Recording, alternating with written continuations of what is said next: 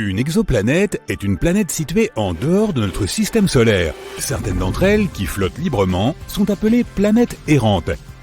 Elles se déplacent autour du centre galactique. D'autres orbitent autour d'une étoile haute, ou de deux. C'est dans les années 1990 que les astronomes ont découvert des exoplanètes pour la première fois. Depuis, ils en ont trouvé des milliers. Et maintenant, tu peux aussi y jeter un coup d'œil. Attention, spoiler, certaines exoplanètes sont plutôt bizarres, tandis que d'autres ressemblent à notre planète natale et pourraient probablement accueillir la vie. L'exoplanète la plus proche de la Terre est Proxima Centauri b. Elle se trouve à seulement 4,2 années-lumière de la Terre. Les astronomes ont récemment découvert que ce monde pourrait être encore plus semblable à la Terre qu'ils ne le pensaient auparavant. Elle n'est que 17% plus massive que notre planète. Elle tourne autour d'une étoile qui est moins lumineuse et moins massive que le Soleil. Proxima Centauri b se trouve au milieu de la zone habitable de l'étoile. Cela signifie qu'il y a des chances que de l'eau liquide, et donc de la vie, puisse exister sur la planète. Il semble que l'exoplanète soit en rotation synchrone avec son étoile mère. Cela signifie qu'un de ses côtés fait face à l'étoile en permanence, tandis que l'autre est toujours dans l'obscurité. Les scientifiques n'ont pas encore déterminé si la planète avait une atmosphère. Elle voyage trop près de son étoile et complète une orbite en 11 jours terrestres. Les radiations de l'étoile pourraient arracher l'air de la planète. Si c'est le cas, il est peu probable que Proxima Centauri b ait de l'eau liquide à sa surface. Gliese 832c se trouve à 16 années-lumière de la Terre. Dans l'échelle cosmique de l'univers, c'est à un jet de pierre. Cette exoplanète est 5 fois plus massive que la Terre et voyage beaucoup plus près de son étoile mère. C'est pourquoi une année sur cette planète ne dure que 36 jours. Mais comme cette étoile est une naine rouge, beaucoup plus froide et moins lumineuse que le Soleil, Gliese 832c reçoit autant de lumière et de chaleur que notre planète. Toutefois, on ne sait toujours pas si Gliese 832c est similaire à la Terre. Elle a probablement une atmosphère beaucoup plus épaisse qui crée un effet de serre énorme. Ce phénomène se produit lorsqu'une planète absorbe plus de chaleur de son étoile haute qu'elle ne peut en rejeter dans l'espace. Cela signifie que Gliese 832c a plus de chances de ressembler à une Vénus brûlante qu'à une Terre relativement fraîche. Une autre planète semblable à la Terre, TOI 700d, se trouve à 100 années-lumière de nous dans la constellation de la Dorade. Elle est en orbite autour d'une petite étoile naine plutôt froide qui a environ 40% de la masse et de la taille du Soleil. La température de sa surface est 2 fois moins élevée que celle de notre étoile. La planète la plus éloignée, qui est justement TOI 700d, a presque la taille de la Terre. Elle se trouve également dans la zone habitable de son étoile mère. Aucune éruption provenant de TOI 700 n'atteint la planète, ce qui augmente les chances que l'exoplanète soit habitable. Cela signifie qu'elle peut potentiellement développer et maintenir la vie. Les scientifiques ne connaissent pas avec certitude les conditions exactes à la surface de la planète. Mais l'une des simulations informatiques qu'ils ont créées montre une planète recouverte d'un océan. Elle possède une atmosphère très dense, dominée par le dioxyde de carbone. Les astronomes pensent qu'une atmosphère similaire entourait Mars lorsqu'elle était une jeune planète. Mais un autre modèle 3D montre TOI 700d comme un monde sans nuages, entièrement terrestre. C'est ce à quoi ressemblerait probablement notre Terre si elle n'était pas recouverte d'océans. Les vents sur TOI 700d s'éloignent du côté sombre de la planète et se rencontrent dans la zone qui fait directement face à l'étoile. Il existe une exoplanète qui se distingue des autres par sa couleur magenta impressionnante. On peut trouver ce monde dans la constellation de la Vierge. La planète s'appelle Gliese 504b. La distance entre cette planète et son étoile mère est 9 fois supérieure à la distance entre le Soleil et Jupiter. La planète s'est formée relativement récemment et elle brille encore en raison de sa chaleur. C'est pourquoi sa surface est rosée. À seulement 20 années-lumière du Soleil, ce qui n'est pas une si grande distance dans l'univers, une étrange planète errante flotte à travers notre galaxie, la Voie lactée. Même si cette planète n'est en orbite autour d'aucune étoile, elle possède un champ magnétique incroyablement puissant, 4 millions de fois plus fort que celui de la Terre. L'exoplanète produit aussi d'incroyables aurores polaires. Lorsqu'elle a été découverte en 2016, les astronomes étaient presque sûrs d'avoir détecté une naine brune, ce qui est un objet trop grand pour être une planète et trop petit pour être une étoile. Mais plus tard, ils ont eu la preuve que l'objet spatial n'était pas assez grand pour être une naine brune. La planète est assurément un mammouth parmi ses pairs. Elle est 1,2 fois plus grande que la plus grande planète du système solaire, Jupiter, et plus de 12 fois plus lourde. Les astronomes pensent que ce champ magnétique exceptionnellement fort aide la planète à produire les aurores polaires. Mais le plus curieux, c'est qu'elles sont générées d'une manière différente des aurores sur Terre. Cela pourrait être dû au fait que la lune de l'exoplanète aide la planète à créer ces spectacles lumineux. Si tu voyageais à 20 000 années-lumière de la Terre, tu t'approcherais d'une naine rouge dans la constellation du Sagittaire. Ces étoiles sont très froides et petites. Assez loin de cette étoile froide se trouve une planète.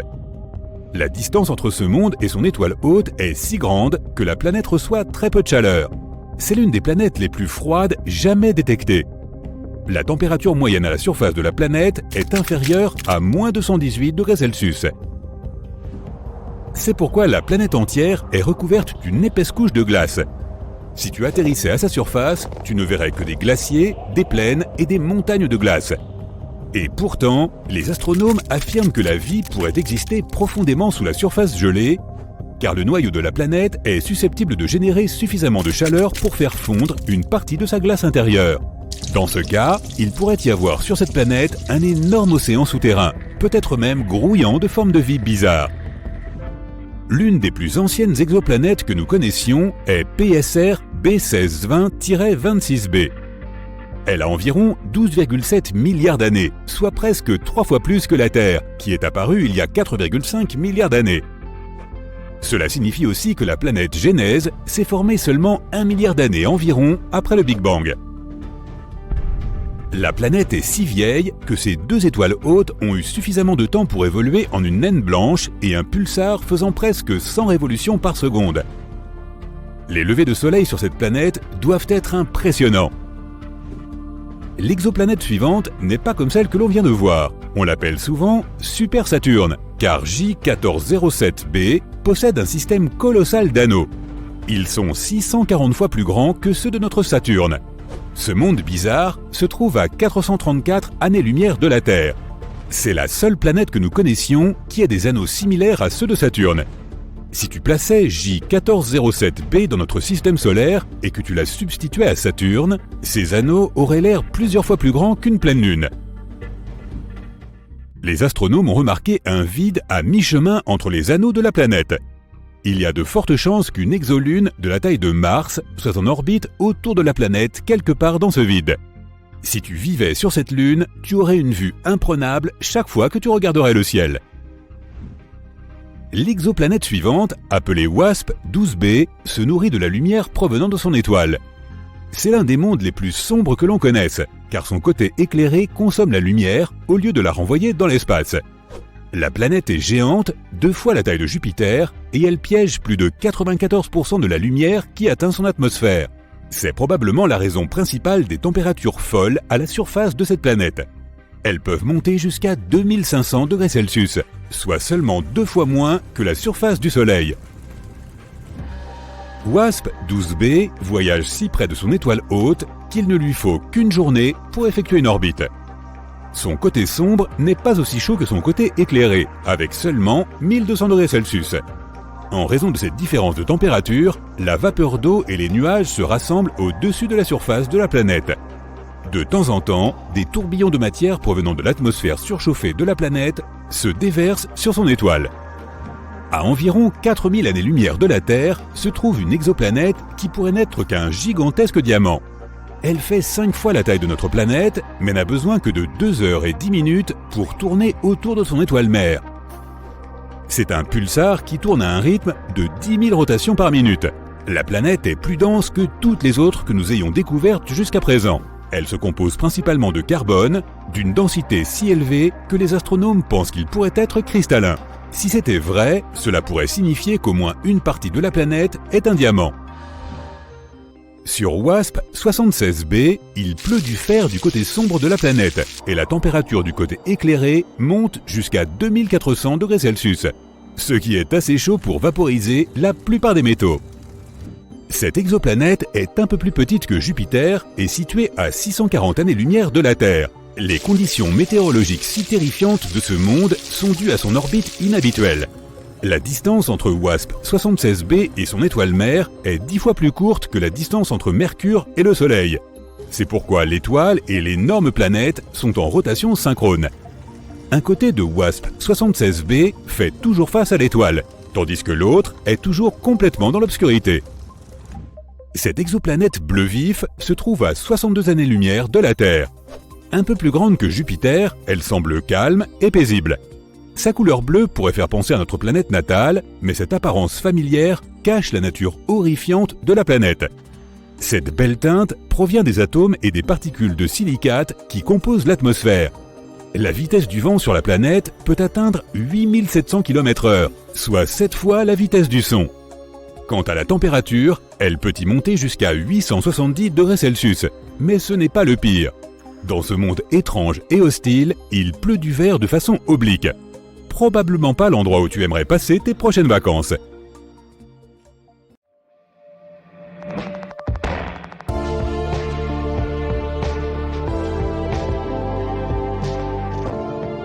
Des astronomes ont découvert une exoplanète qu'ils ont surnommée Super Saturne. Elle a des anneaux d'une largeur de plus d'une UA. Une UA, ou unité astronomique, est la distance entre le Soleil et la Terre. C'est donc un système d'anneaux incroyablement grand, d'où le nom. Super Saturne est aussi appelé objet de Mamajek, d'après l'astronome qui a dirigé l'équipe à qui l'on doit la découverte. Le professeur Eric Mamajek de l'Université de Rochester, dans l'État de New York, a trouvé Super Saturne en parcourant les données téléchargées des observations de transit. WASP est l'acronyme de Wide Angle Search for Exoplanets. C'est un projet ingénieux développé en l'an 2000 par des astronomes de l'Université Queen's de Belfast, en Irlande du Nord, et de l'Université St Andrews en Écosse. Les caméras vidéo CCD de 4 télescopes enregistrent la légère atténuation de la lumière des étoiles, causée par les objets qui passent devant elles. C'est ce qu'on appelle la méthode du transit de détection des exoplanètes. Par exemple, la planète Vénus transite devant notre Soleil tous les 200 ans. Un point noir, la silhouette de Vénus, est alors visible passant devant le Soleil lorsque la planète passe entre notre ligne de vue et le Soleil. Cette minuscule éclipse fait que la quantité de lumière solaire qui arrive sur Terre est réduite d'une infime quantité. Il en va de même pour toutes les étoiles de la Voie lactée qui ont des planètes en orbite autour d'elles. Les transits d'exoplanètes devant leurs étoiles doivent être directement alignés avec la Terre pour que la lumière des étoiles soit atténuée. De tels transits ne se produisent pas très souvent. C'est pourquoi il faut regarder des milliers d'étoiles simultanément pendant une durée aussi longue que possible, entre 4 et 8 heures par nuit. WASP a été créé pour fixer en permanence un éventail d'étoiles aussi large que possible. L'une d'entre elles pourrait montrer un transit d'exoplanètes. Cela se traduit par la production d'une grande quantité de données, environ 40 gigaoctets par session d'observation. Les informaticiens de l'université de Leicester, en Angleterre, ont développé un programme informatique pour stocker les données et générer des graphiques photométriques de l'intensité lumineuse de chaque étoile. L'université ouverte, également située en Angleterre, a rejoint le projet WASP, a pris ces données et les a mises à la disposition des astronomes du monde entier pour leurs recherches. Les graphiques de l'intensité de la lumière des étoiles sont appelés courbes de lumière. Ces graphiques ont 2 axes. L'un est l'axe du temps, l'autre est l'intensité de la lumière.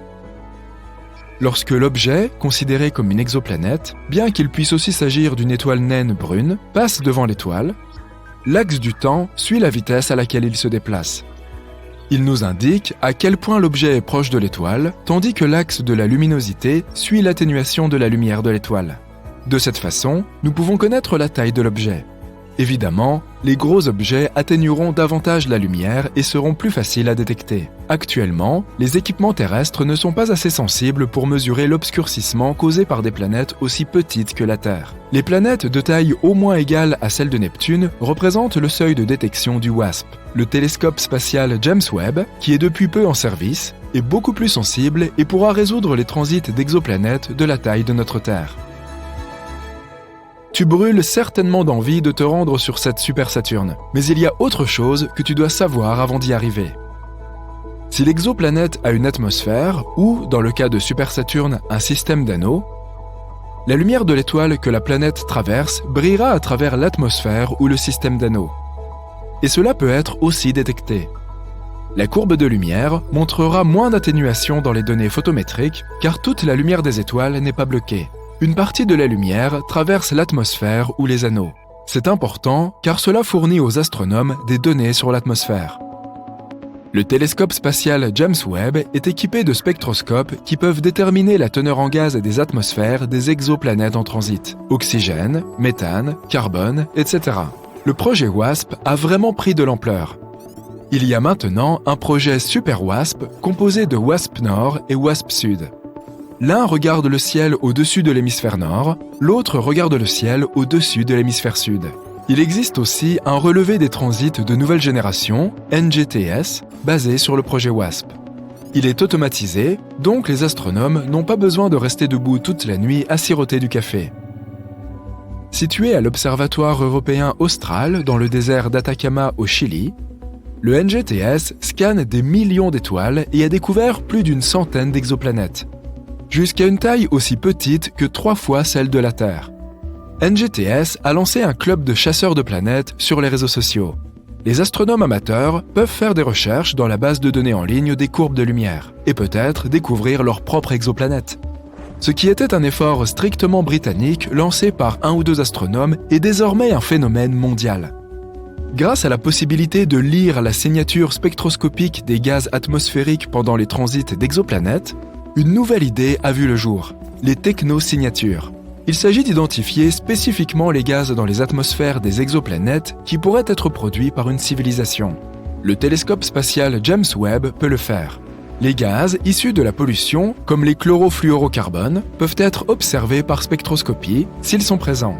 Le tritium des réacteurs à fusion, s'il y en a, pourrait aussi être détecté, ainsi que les schémas de dispersion de la chaleur des villes à la surface des planètes. Les technosignatures sont un concept récent qui a vu le jour après le lancement du projet WASP.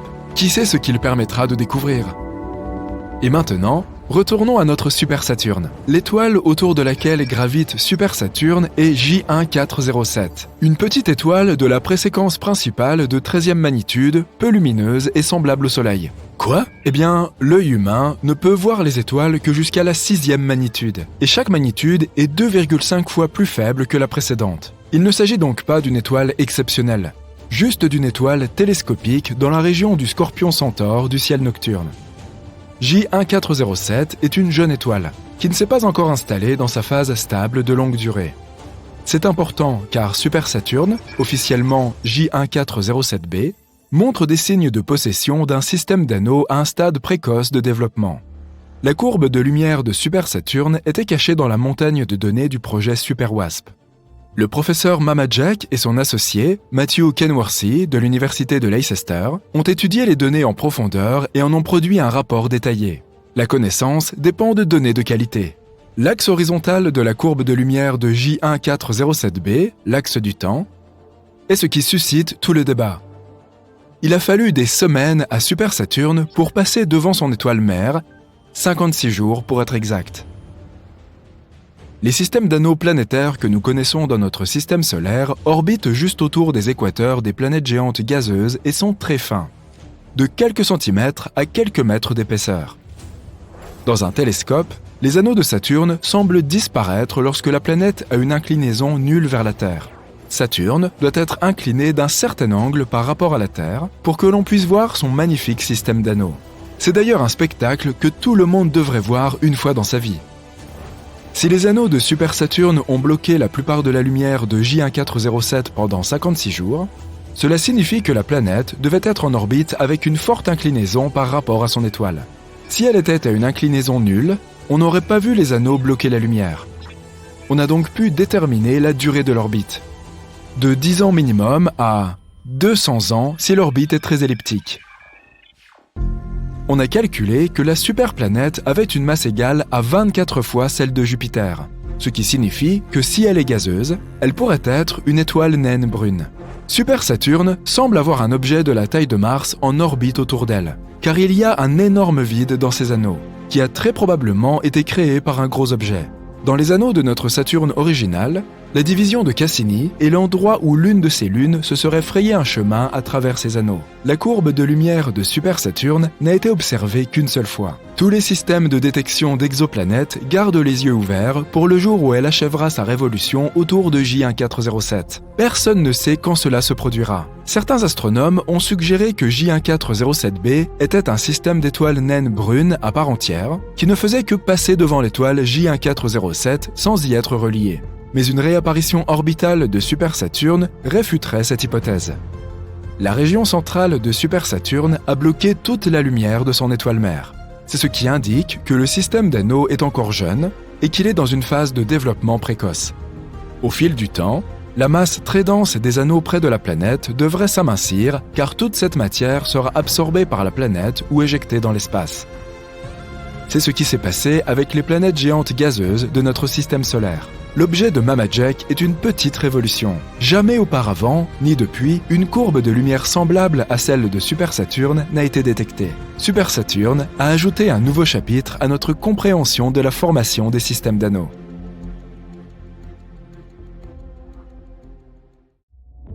Espace sombre, mystérieux, froid. Comètes, astéroïdes, planètes, étoiles. Et quelque chose qui se cache là-bas, bien au-delà de Pluton.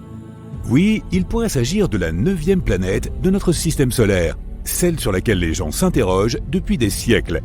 IRAS, qui signifie Satellite astronomique infrarouge, Infrared Astronomical Satellite, a recueilli des données intéressantes en 1983. Cela pourrait être la preuve que la 9e planète se cache là. Personne ne sait si elle existe vraiment. Mais cette découverte a permis de construire un modèle pour mieux comprendre cette éventuelle planète. Et en 2016, les scientifiques ont découvert que certains petits objets spatiaux de la ceinture de Kuiper orbitaient un peu bizarrement. La ceinture de Kuiper est la zone extérieure de notre système solaire. C'est un anneau en forme de beignet rempli de restes de l'époque de la formation de notre système solaire. Tu peux trouver ce beignet au-delà de Neptune. Les objets dans cette région de l'espace ont des orbites étranges, comme si un grand corps avec une forte gravité les repoussait. Toc toc, et voilà à nouveau la planète 9. Selon la théorie, elle pourrait avoir une masse 5 à 10 fois supérieure à celle de notre propre planète, et être jusqu'à 20 fois plus éloignée que Neptune. L'unité astronomique est égale à la distance entre notre planète et le Soleil. Pluton se trouve à environ 40 unités astronomiques du Soleil. Mais la planète 9, si elle existe, est à une distance de 400 à 800 unités astronomiques. Il faudrait 10 000 à 20 000 années terrestres à cette mystérieuse planète pour faire un seul tour autour du Soleil. Il est donc plus difficile pour nous d'intercepter ce corps spatial. Il existe une théorie selon laquelle la planète 9 se serait formée entre les orbites de Jupiter et de Neptune, comme le reste des géantes gazeuses de notre système solaire. La force gravitationnelle de l'une de ces deux énormes planètes l'a probablement éjectée de son orbite. Oh non! Ensuite, la planète 9 a pu être éjectée plus loin des 8 planètes que nous connaissons. Elle a fini par devenir une sorte de déchet glacé, assez petit au début. Mais au fil du temps, la planète 9 a débarrassé son orbite des morceaux de roche et de poussière gelée et s'est finalement transformée en une véritable planète. Selon une autre théorie, il pourrait s'agir d'une planète qu'une autre étoile aurait perdue sur son chemin alors qu'elle passait près de notre système solaire. Quoi qu'il en soit, la planète 9 ne reflète probablement pas beaucoup la lumière du Soleil, puisqu'elle en est très éloignée. Et les astronomes ne savent pas exactement où ils doivent la chercher. L'espace est sombre, mystérieux et sans fin, évidemment. Mais si nous trouvons la planète 9, ce sera la première preuve solide qu'il y a plus de planètes dans notre système solaire que nous le pensions. Passons maintenant à une exoplanète intéressante située à seulement 90 années-lumière de nous. Une exoplanète est généralement une planète située en dehors de notre système solaire. Celle-ci possède une atmosphère avec des nuages d'eau. Une année sur place dure 24 jours terrestres et la planète voyage autour d'une étoile naine rouge qui est beaucoup moins lumineuse et plus petite que notre Soleil. C'est pourquoi, même si la planète est 8 fois plus proche de son étoile que nous ne le sommes de notre Soleil, la température est similaire à celle de notre planète. Cette exoplanète a une taille semblable à celle de Neptune. Elle est également moins dense, ce qui signifie qu'elle est principalement constituée de gaz, contrairement à la Terre qui est constituée de roches. La température moyenne est de 60 degrés Celsius, ce qui en fait l'une des petites exoplanètes les plus fraîches que nous ayons jamais découvertes. Et plus l'exoplanète est froide, plus nous avons de chances de trouver des nuages dans son atmosphère. Les chercheurs ont découvert plus de 4000 exoplanètes, mais toutes ont été repérées dans la Voie lactée, du moins jusqu'à présent. Pour la première fois, les astronomes ont peut-être trouvé une planète en dehors de notre galaxie. Ils l'ont appelée M51 ULS-1. La planète est située dans la galaxie du Tourbillon, une galaxie spirale distante de 28 millions d'années-lumière de nous. Il y avait autrefois une très jeune mais énorme étoile qui s'est retrouvée coincée dans une danse gravitationnelle avec quelque chose qui pourrait être une étoile à neutrons, le noyau effondré d'une étoile géante, dense ou un trou noir. Le partenaire de danse de l'étoile avait une gravité incroyablement forte. Il se nourrissait de l'étoile et lui arrachait son plasma avec avidité. Puis, quelque chose d'inhabituel s'est produit. Un objet inconnu, peut-être même de la taille de Saturne, est passé par là et a bloqué cette confrontation depuis notre système solaire. À présent, personne ne peut voir ce qui se passe, mais cela pourrait potentiellement être la planète la plus éloignée que nous ayons jamais découverte. Il y a une planète récemment découverte en dehors de notre système solaire. Aussi grande que Jupiter, elle tourne autour de 2 étoiles. Et comme nous pouvons l'observer depuis notre planète, elle passe devant les deux. Le tour complet autour de ces 2 étoiles, qui correspond à 1 an, prend environ 200 jours terrestres. Le jour de la découverte de la précédente planète, les scientifiques ont également découvert qu'elle avait un étrange compagnon. Il s'agit d'un Jupiter extra chaud, dont l'orbite autour de son étoile est très serrée. L'année dure seulement 1,9 jours terrestres. Cette planète a une orbite de forme bizarre. De plus, elle se déplace dans le sens inverse de la rotation de son étoile. Si tu pouvais voyager à 57 années-lumière de notre planète, tu verrais quelque chose de rose caché dans l'obscurité. En te rapprochant, il devient plus grand et plus fascinant. Webb, c'est une planète de couleur magenta. À quelques milliards de kilomètres de son Soleil, cette planète est l'une des plus jeunes que les scientifiques aient découvertes. Elle n'a que 100 à 200 millions d'années. Elle est faite de gaz rose, similaire à notre Jupiter. Donc si tu pouvais voler plus près de sa surface, ce gaz t'envelopperait comme un épais brouillard. Plus tu t'approches et plus tu t'enfonces, plus le gaz s'assombrit et prend une teinte rougeâtre. Et regarde le noyau de la planète, il est super chaud. À cause de sa température élevée de 240 degrés Celsius, cette planète est comme un four. La chaleur est la raison pour laquelle la planète brille si fort. Tu remarques aussi que le ciel est rose flou avec des nuages faits de gouttelettes d'eau gelée semblables aux nôtres. Il existe une exoplanète 2 fois moins grosse que la Terre qui est l'une des plus petites planètes que nous ayons jamais trouvées en dehors de notre système solaire. Son diamètre est de 9000 km. À titre de comparaison, le diamètre de la Terre est de 12 700 km. La planète en question est principalement composée de fer, comme Mercure. Mercure possède un noyau de fer très dense et une croûte très fine, ce qui en fait une curiosité dans notre système solaire. À ses débuts, il est entré en collision avec un corps spatial au moins une fois. Cette collision a arraché ses couches externes, ce qui explique que seul le noyau de fer ferme soit resté.